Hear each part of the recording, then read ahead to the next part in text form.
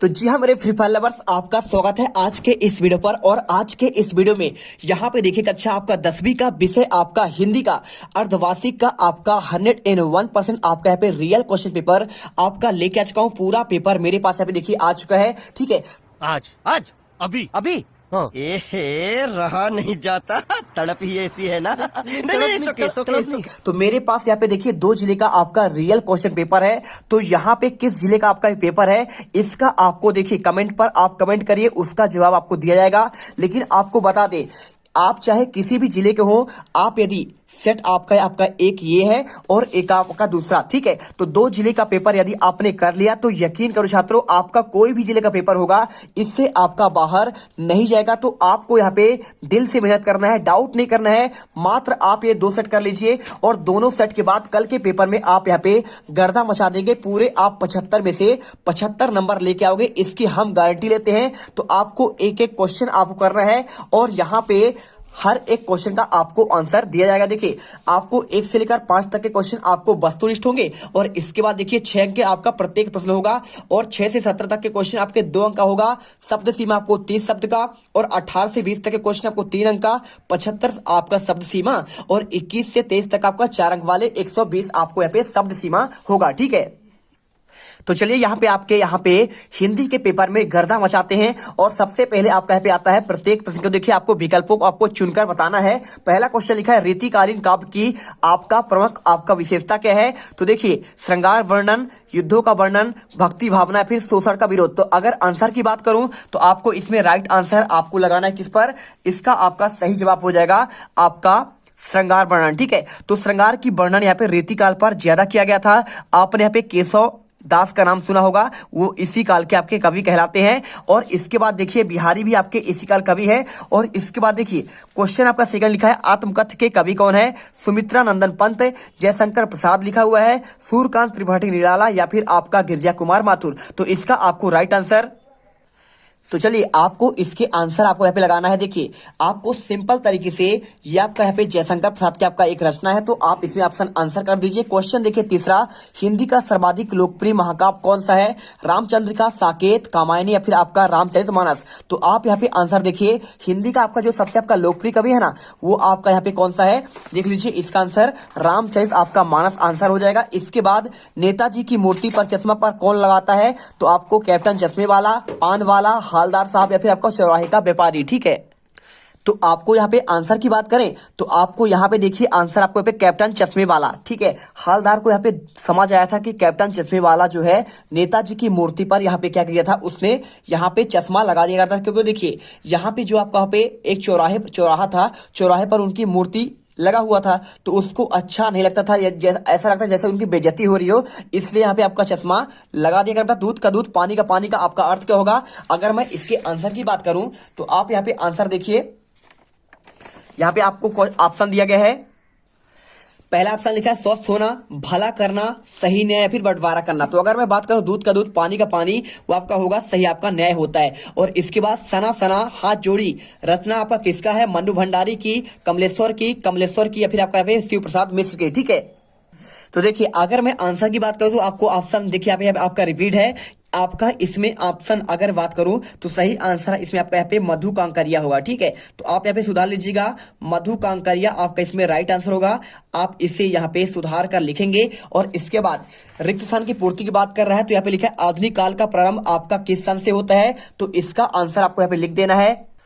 तो आप यहाँ पे आंसर जो है आप इसमें से 1900 कर दीजिएगा। ठीक है, तो आप यहाँ पे यदि आप कर देते हैं 1900 संवत, आप लिख दीजिए संवत 1900 संवत, बस आपको यहाँ पे इतना आंसर कर देना है। और इसके बाद देखिए करुण रस का स्थायी भाव क्या होता है। तो आप जानते हैं करुण का आपका यहाँ पे क्या होता है, करुण का आपका यहाँ पे शोक होता है। तो आप यहाँ पे शोक लिख दीजिए। इसके बाद देखिए क्वेश्चन, डैश डैश अलंकार में अप्रस्तुत कथन के द्वारा प्रस्तुत का आपका बोध होता है।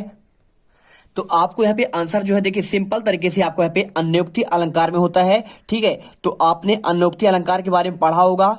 इसमें क्या होता है, इसमें अन्योक्ति अलंकार में अप्रस्तुत कथन के द्वारा प्रस्तुत का बोध कराया जाता है। जैसे माली आबाद देखकर कलियन करी पुकार, काले काली चुल्ले काल हमारी बार। ठीक, आपने सुना होगा। और तेरी गठरी में लागा डैश डैश मुसाफिर जाग जरा। ठीक है, आपको यहाँ पे इसका आंसर देना है किसका है। तो आपको यहाँ पे क्या आएगा, तो यहाँ पे आपको सिंपल तरीके से आपको यहाँ पे देखिए, तेरी गठरी में लागा चोर आपको लिख देना है, चोर मुसाफिर जाग जरा, ठीक है। और इसके बाद देखिए तुम्हारे गठरी में पे चोर यानी कि आपको तुम्हारा चोरी हो रहा है, मुसाफिर जाग जरा। और पंचवटी डैश डैश समास का उदाहरण तो आप जानते हैं पंचवटी, जिसमें आपका क्या हो, संख्यावाची शब्द हो, तो संख्यावाची शब्द हो, त्रिभुवन हो, पंचवटी हो, या फिर आपका यहाँ पे क्या हो, बहुत सारे आपका ऐसे चतुर्भुज हो, ऐसे आपका होते हैं किसका, द्विगु समास का आपका उदाहरण होता है। तो आप यहाँ पे द्विगु समास करिए। और देखिए इसके बाद आपका लिखा है एक कुटिया में डैश डैश घूमता दिखाई दिया, तो आपको बताना है क्या आपका दिखाई दिया,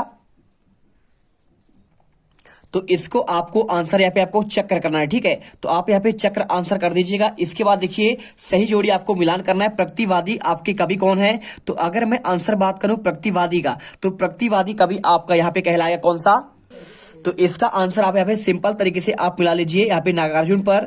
और इसके बाद देखिए यहाँ पे लिखा है 24 मात्राओं को छंद कहलाता है, तो 24 मात्रा का छंद आपका 13 और 11 पर यदि होता है, वहां पे आपका दुआ छंद होता है। और कई अंकों वाला रचना कहलाता है क्या, जिसमें कई आपके अंक होते हैं उसे कहते हैं नाटक, और एक अंक वाला आपका एकांकी होता है। और यतीन्द्र मिश्रा कौन है, तो यतीन्द्र मिश्रा आपका जो है, देखिए सिंपल तरीके से आपको यहाँ पे देखिए, अगर मैं बताऊं उल्लू बनाना, तो उल्लू बनाना का पहले आप इसे कर लीजिए, बनता है आपसे मूर्ख बनाना होता है। और भारत का स्विट्जरलैंड किसे कहते हैं, तो आपको यहाँ पे देखिए, यहाँ पे आपको सिंपल तरीके से आपको कर देना है।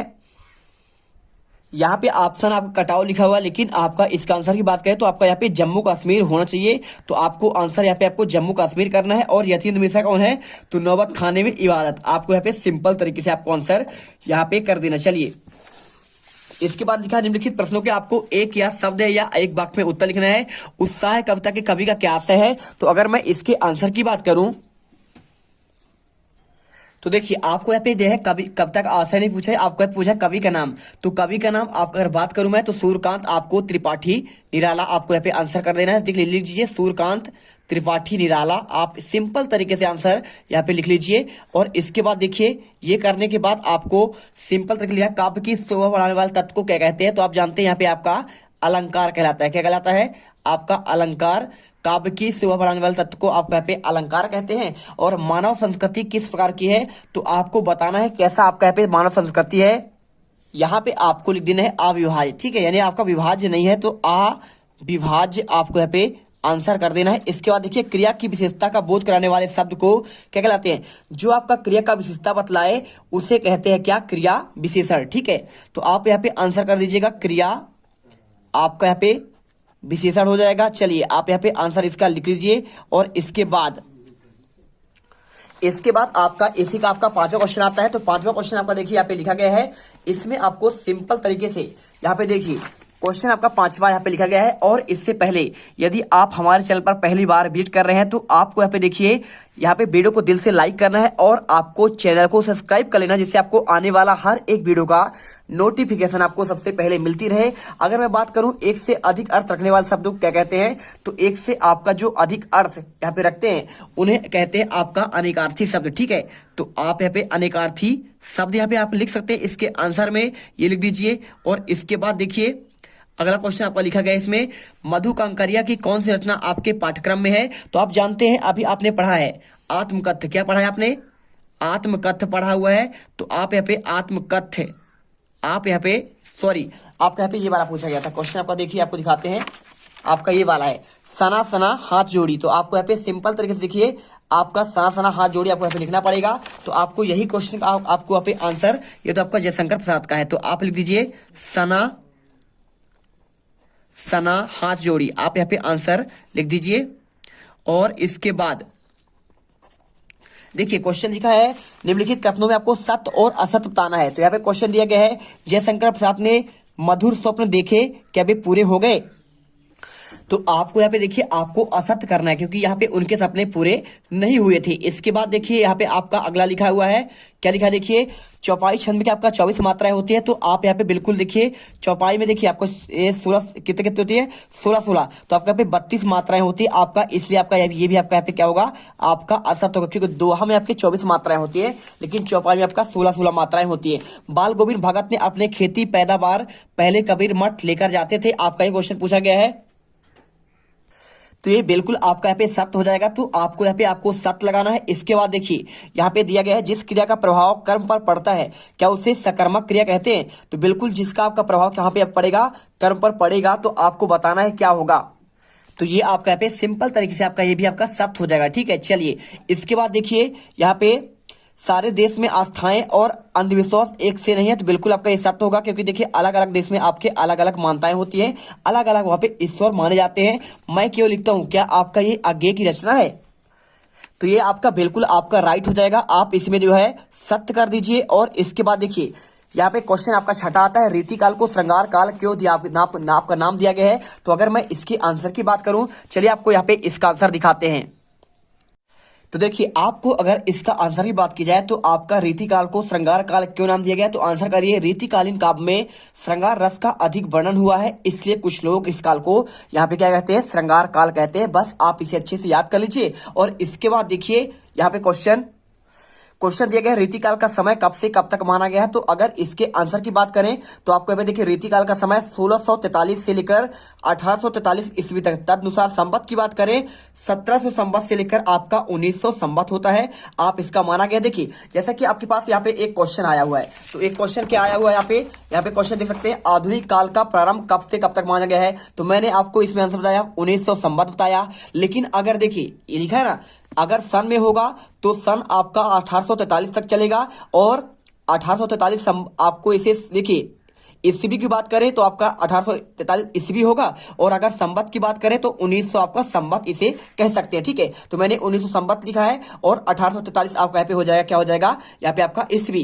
जैसे 1643 आपका ईस्वी है, सन है, सन यानी आपका ईस्वी, और इसे संवत कहेंगे आपका 1700। तो आपको सिंपल तरीके से यहाँ पे समझ कर चलना है। और इसके बाद देखिए एक कुटिया में क्या होता है, तो आपको यहाँ पे धर्मचक्र आपका घूमता दिखाई दिया, चक्र मैंने बताया था, तो आप यहाँ पे धर्मचक्र कर दीजिएगा, सुधार लीजिएगा। चलिए इसके बाद क्वेश्चन आपका यहाँ पे हो गया इसका आंसर।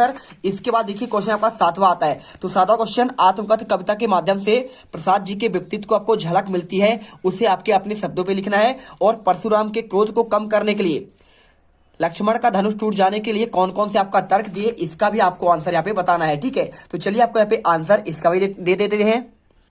तो देखिए आपको यहाँ पे सिंपल तरीके से आपको आंसर मिल जाएगा। यहाँ पे देखिए आत्मकथ कविता के माध्यम से प्रसाद जी को जो झलक मिलती है वह बहुत ही प्रभावित करती है। जयशंकर प्रसाद विनम्र और सरल स्वभाव के थे, वे जो थे उसी को दिखाने में विश्वास करते थे, बढ़ चढ़कर दिखाने का स्वभाव उनमें ना था। उनके जीवन में सुख नहीं मिल सका, उन्होंने जीवन के जो सुख स्वप्न देखे थे वे अधूरे रह गए, किंतु जो प्रेम और माधुर के क्षण उनके जीवन में रहे उन्हें वे अपने स्मृति में रखकर उनसे प्रेरणा पाना चाहते। ठीक है, आपका आंसर हो गया। और इसके बाद क्वेश्चन देखिए आपको यहाँ पे, अथवा का परशुराम के क्रोध पर आपको लक्ष्मण के धनुष टूट जाने का आपको यहाँ पे कौन सा तर्क दिया गया। तो आपको इसका आंसर देखिए आपको ये मिल जाएगा।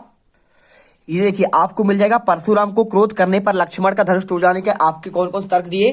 तो आपको यहाँ पे तर्क देखिए आपको 3 दिया गया है। पहला दिया गया है, राम का धनुष टूटने से कोई दोष नहीं है, उन्होंने जैसे ही इसे छुआ वैसे ही टूट गया। दूसरा, राम ने इस धनुष को नया समझा था, किंतु वह पुराना और जर्दा था इसलिए टूट गया। लक्ष्मण ने कहा कि बचपन में हमने ऐसी अनेक धनुइयां तोड़ी थी, तब तो आप नाराज नहीं हुए थे, और इस धनुष के टूटने से कोई लाभ या हानि नहीं है, और इसलिए आप इसमें नाराज होने की आवश्यकता नहीं है। ठीक है, तो आपको यहाँ पे आंसर इसको लिख लेना है। इसके बाद देखिए क्वेश्चन आपका यहाँ पे, क्वेश्चन आपका 8वां से लेकर आपके आगे सारे क्वेश्चन हम आपको देखिए टोटल आपके इसमें 23 क्वेश्चन है, और आपको हम यहाँ पे 23 क्वेश्चन तक के पूरे प्रॉपर आंसर आपको देंगे। और इसके लिए आपको अगले वीडियो का इंतजार करना है। सेकंड पार्ट में हम आपको पूरा प्रॉपर आंसर दे देंगे। तो आपका मिलते हैं नेक्स्ट वीडियो पर। जय हिंद, जय भारत। वीडियो को दिल से लाइक करिए और चैनल को सब्सक्राइब कर दीजिएगा, क्योंकि आपका देखिए फटाफट आपको यहाँ पे देखना है, क्योंकि आपका यही क्वेश्चन पेपर आपके पेपर में यहाँ पे आने वाला है। अब तुम लोग गलती से अगर नए हो तो सब्सक्राइब करो, वो जो लाल वाला बटन है उस पर अपने जीजा जी फेंक के मारो या फूफा जी, मुझे नहीं पता, बस क्लिक हो जाना चाहिए। अब मैं भी जा रहा हूं, मुझे मुठिया पेलने जाना है। बाय।